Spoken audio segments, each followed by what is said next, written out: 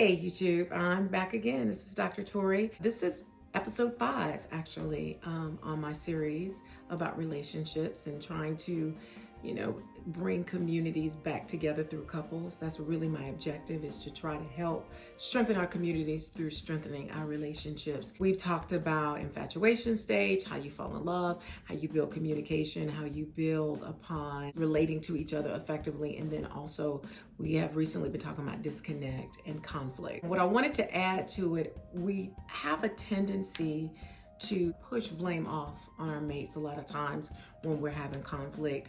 I like to work with the individual from the standpoint of ownership. What characteristics or what things about myself am I bringing to the relationship that could be problematic? So in the last post, we talked about being egotistical and possibly projecting our own thoughts, opinions, feelings, and I didn't mention it, but I wanted to, some of the things that bother us through trauma. And I'm gonna do probably a 2 or 3 episode on just trauma and how that shows up in relationships and how it can impact negative communication skills. But let's circle back. So codependent, first and foremost, is a person that finds validation and approval through the opinions and beliefs and experiences of others rather than themselves. People usually, when they hear the word, typically in sessions, they freak out because they're like, I'm codependent, what does that mean? And they automatically think that codependency means that I need a person in order to survive or live,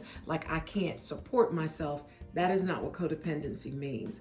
A codependent person is a person that has learned through childhood that I have to please people in order to be loved. The only way that I will get my needs met is if I am performing, or I am perfect, or I execute life excellently. We have a tendency, and I am codependent. I'll be very transparent. I have shared this with my clients. I shared it with the world. I am codependent myself, and I have had to learn over the years how to navigate my emotions in an effective way so that I am my true self in relationships and not communicating from a place of insecurity, fear, humiliation, trepidation, whatever. The codependent person learned primarily from parents that they were not going to be emotionally visible unless they were doing something to make that parent or that sibling or another family member at ease with them. Have you noticed in some relationships you have people that come across sometimes needing either a lot of attention or always apologizing, always feeling like they're in the wrong for something, or needing a lot of emotional availability? Codependent people struggle from emotional abandonment, sometimes physical abandonment too. How does this show up in relationships?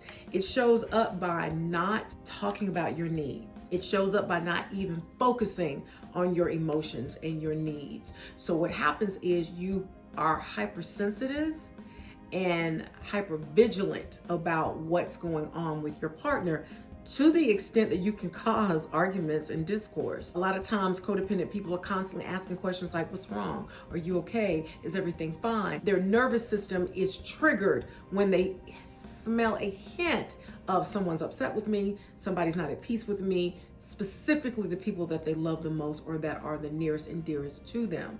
So you may find a person who is always trying to put out smoke, fire, problems before there's even one there. Also, when there is no problem there, a codependent person will sometimes create one. We go from relationship to relationship doing some of the same things because we have not cleared up or understood about ourselves that I'm creating some of this stuff because of my own emotional abandonment and my own emotional fears. One of the things I want to suggest first and foremost is to find out. There are surveys that you can go online to take. If you're already in therapy, have conversations with your therapist about codependent tendencies. Many times I've had clients come to me who have been in therapy for years and they never had the conversation with their clinician. The therapist may A, not have seen it, or B, felt like if they shared that information, it would either deter the treatment process or make the person clam up and not continue to share in session.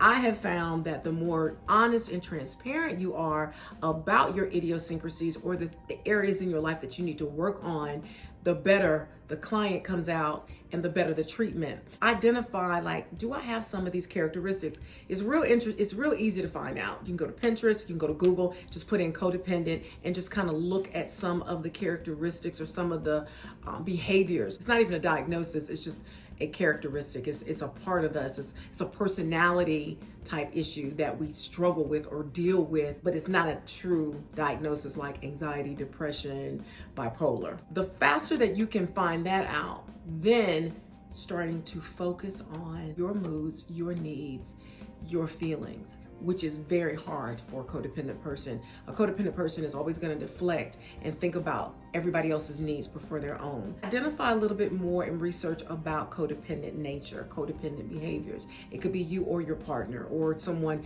close to you in your family. And then after you've done some research, start to sit, if it is you that you're looking into or investigating into, sit down with yourself and start asking yourself, what are my likes? What are my dislikes? If you struggle with some of those questions, it's because you're not paying enough attention to yourself. You're always trying to please and soothe and get approval from others rather than really thinking about, what are my needs? The faster that you can identify what your needs are, the better you're going to be able to articulate and connect with your mate. I hope this gives you a little insight. I will be talking a little bit more about codependent behaviors later on. Please subscribe if you haven't. Please share if you would. I would greatly appreciate it. And hit the bell. Love you.